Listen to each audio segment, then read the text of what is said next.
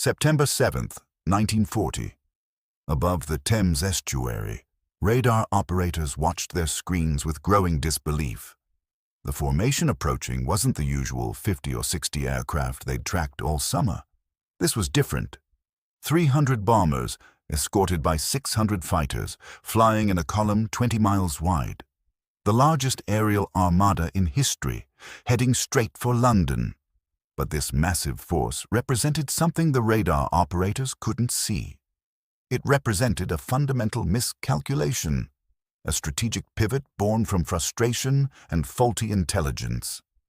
Because 2 weeks earlier, Adolf Hitler had believed he was winning. August 24th, 1940. The Luftwaffe had begun what Hermann Göring called Adlerangriff, Eagle attack. Not against London, against the airfields, the fighter stations and sector control rooms that formed the backbone of RAF Fighter Command. Manston, Limpner, Hawkinge, Biggin Hill, Kenley, Hornchurch, North Weald. The names, that mattered. The places where Spitfires and Hurricanes took off, where controllers directed them to intercept, where pilots landed to refuel and rearm before going up again. The attacks were devastating.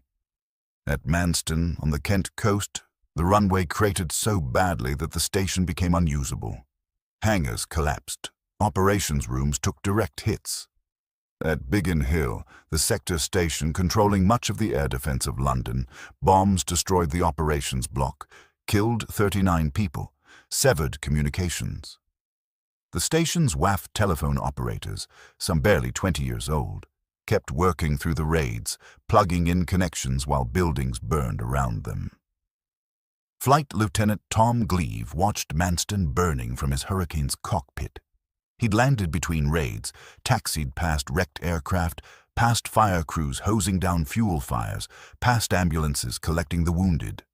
The smell hit him first. Aviation fuel and cordite and something else. Burning rubber. Burning paint. The acrid chemical stink of a modern war. He counted 7 craters on the runway. 11 destroyed aircraft on the ground. The station's brick buildings, built to last a century, reduced to skeletal walls in an afternoon. "How long until we can operate again?" he asked the station commander. "We already are," came the reply. They were filling craters with rubble, marking safe paths with white tape, launching fighters from grass strips between the holes. Manston would be hit again the next day, and the day after, and it would keep launching fighters. This was the pattern across southern England. Kenley took a raid that destroyed 10 hangars and killed 100 people. Hornchurch lost its operations room. North Weald's runways looked like the surface of the moon. But the fighters kept flying. Pilots took off from cratered runways, landed on grass, refueled from trucks when the fuel lines were cut, got their orders by motorcycle courier when the phone lines went down. In Berlin, the reports coming to Hitler's desk painted a different picture. Beppo Schmidt, the Luftwaffe's chief of intelligence, compiled assessments from raid reports, from pilot claims, from photographic reconnaissance. His numbers showed RAF Fighter Command collapsing. On August 24th, he estimated the RAF had 350 operational fighters. By September 1st, he revised this down, 250. By September 4th, he told Göring the RAF was down to its last 100 fighters, perhaps fewer. These numbers were catastrophically wrong. RAF Fighter Command actually had over 700 fighters operational in early September.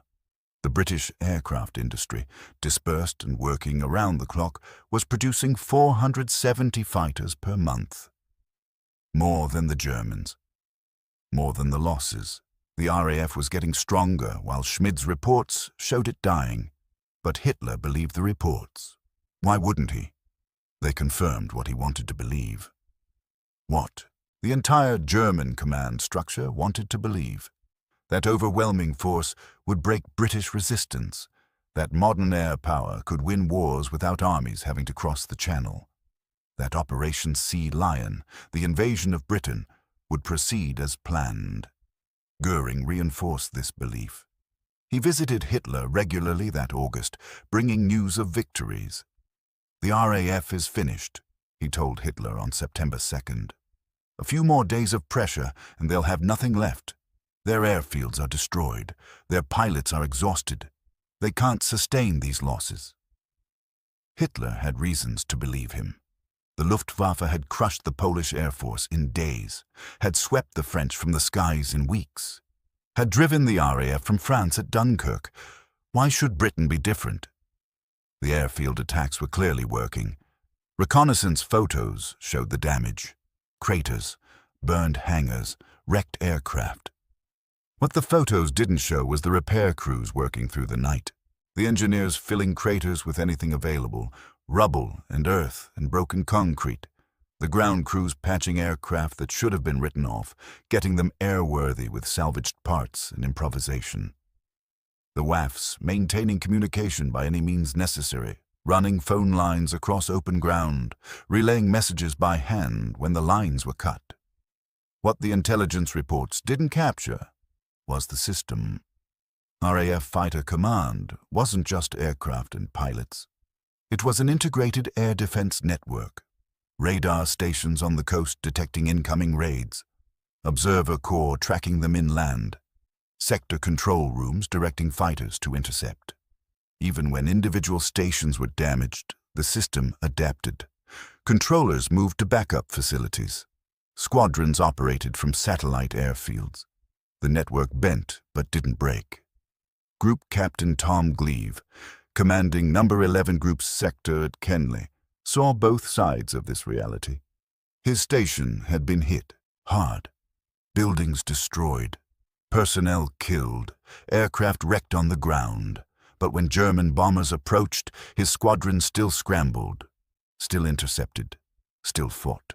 "We're holding on by our fingernails," he told Air Vice Marshal Keith Park, commander of 11 Group. "But we are holding on." Park knew how close they were to breaking.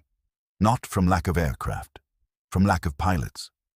Fighter Command had lost 103 pilots killed between August 24th and September 6th. Another 128 wounded. Many of the wounded were Burns cases who would never fly again. The pilot training schools couldn't replace losses fast enough. Squadrons were flying with 15 pilots when they needed 26. Pilots were flying 4, 5, 6 sorties per day, going up exhausted, reaction times slowing, making mistakes. But they were still flying. That was the crucial fact, the fact that German intelligence missed, the fact that would change everything. August 25th, 1940. Night.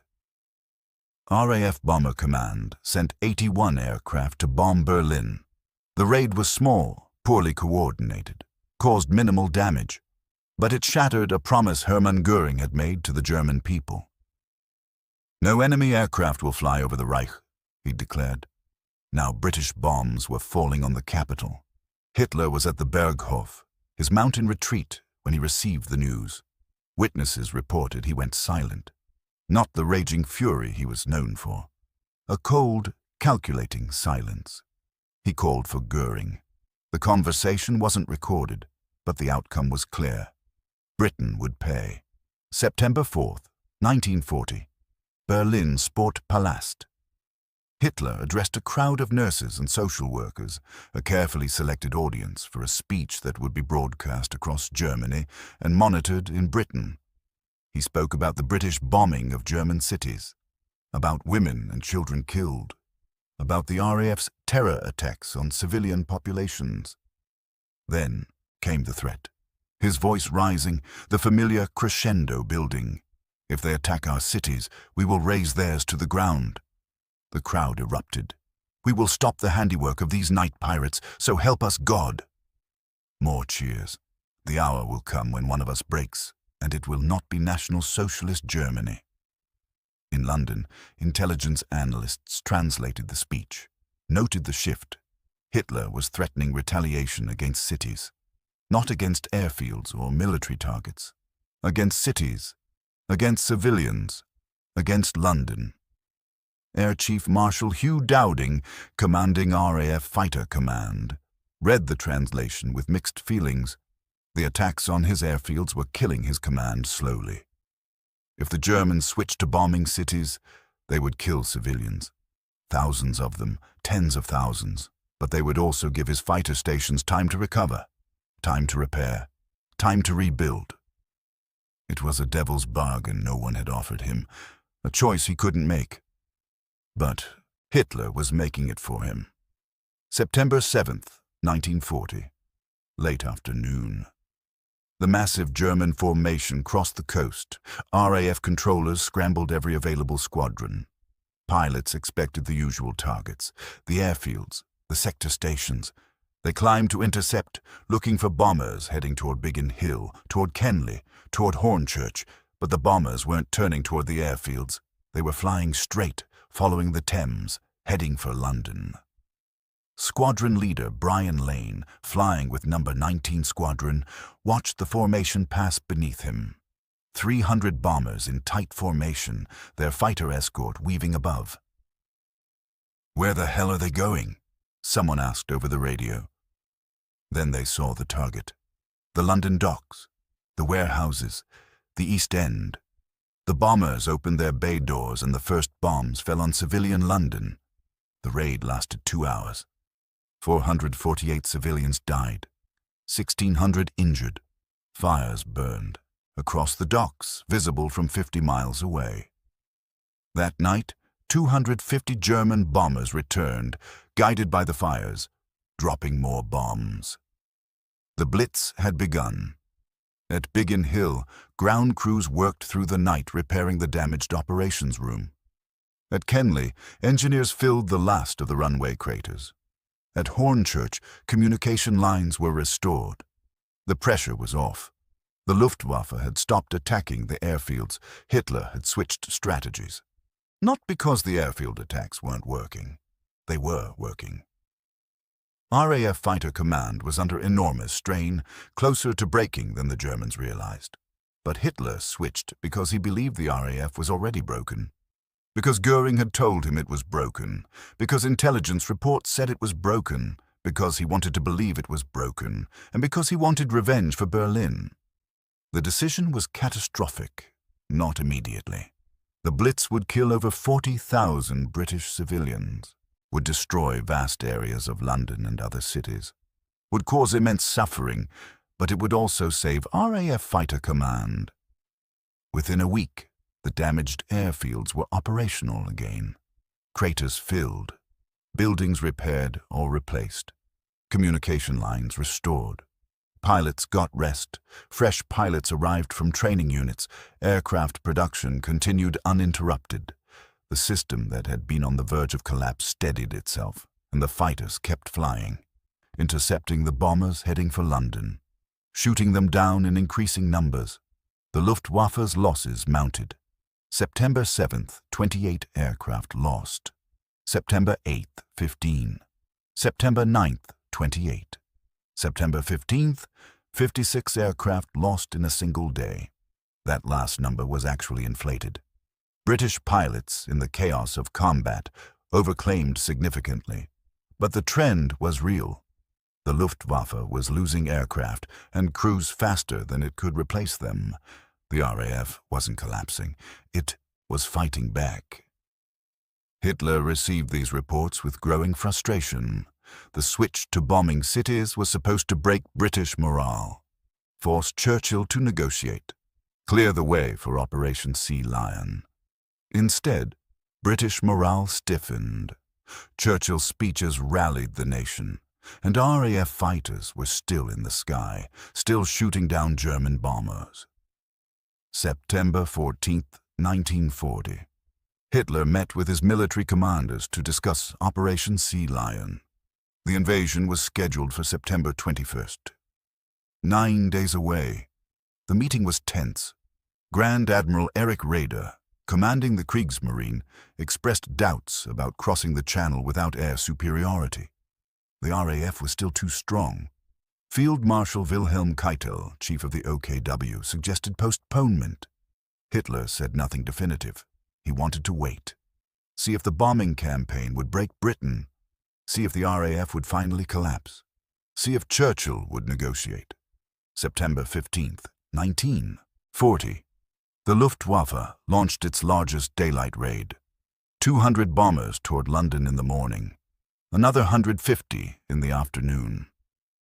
RAF Fighter Command threw everything available at them. 23 squadrons scrambled. The sky over London became a chaotic melee of aircraft, contrails, gunfire, falling planes. By evening, the RAF claimed 185 German aircraft destroyed. The actual number was 56, but even 56 was unsustainable. The Luftwaffe had lost experienced crews, bomber pilots who'd flown since Poland, fighter pilots who'd fought in Spain. These weren't replaceable losses. These were the core of the Luftwaffe's striking power. That night, Hitler received the casualty reports. He also received reports of RAF strength. Not from Beppo Schmid this time, from other sources. From Luftwaffe unit commanders who were fighting the RAF daily and knew it wasn't broken. From reconnaissance pilots who photographed British airfields and saw them operational. From signals intelligence that intercepted RAF communications and heard a functioning command structure. The RAF had not been destroyed, would not be destroyed, not in time for Operation Sea Lion. September 17th, 1940. Hitler issued a directive. Operation Sea Lion was postponed indefinitely, not cancelled, postponed. The pretense maintained that invasion was still possible, that the Luftwaffe just needed more time, that British morale would eventually crack. But the decision was final. Hitler knew it. His commanders knew it. The Wehrmacht would not cross the Channel in 1940, would never cross the Channel. The moment had passed. Hitler never publicly admitted the failure, never gave a speech acknowledging that the RAF had survived, never explained why Operation Sea Lion was postponed. The official line was that weather conditions weren't favorable, that the invasion was merely delayed until spring, that the bombing campaign was achieving its objectives.